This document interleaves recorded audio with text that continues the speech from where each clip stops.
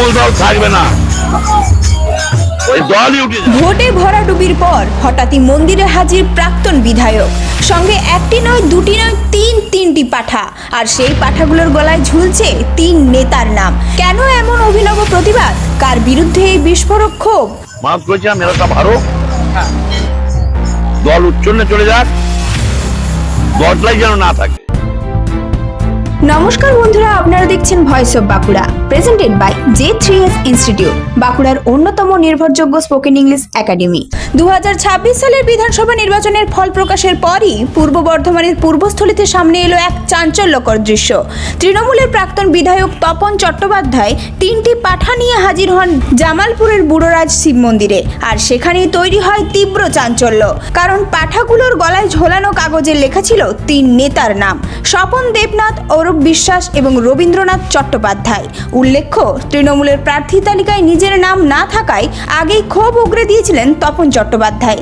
সেই সময় থেকেই দলের অন্তরে অসন্তোষের ইঙ্গিত মিলেছিল। এবার নির্বাচনের দলে ভরাডুবির পর তার সেই ক্ষোভ যেন আরো প্রকাশ্যে সামনে এলো। এরাই তো দলটাকে শেষ করলো, অভিষেক ব্যানার্জির সঙ্গে মিশে দলটা তুলে দিল। তৃণমূল দল থাকবে না, ওই দলই উঠে যাবে। মানত করেছিলাম এরা সব হারো, দল উচ্চন্নে চলে যাক, দলটাই যেন না থাকে, তার জন্য মানত করেছিলাম। এবং আমি নয়, এটা সারা এলাকার লোক মানত করেছিল।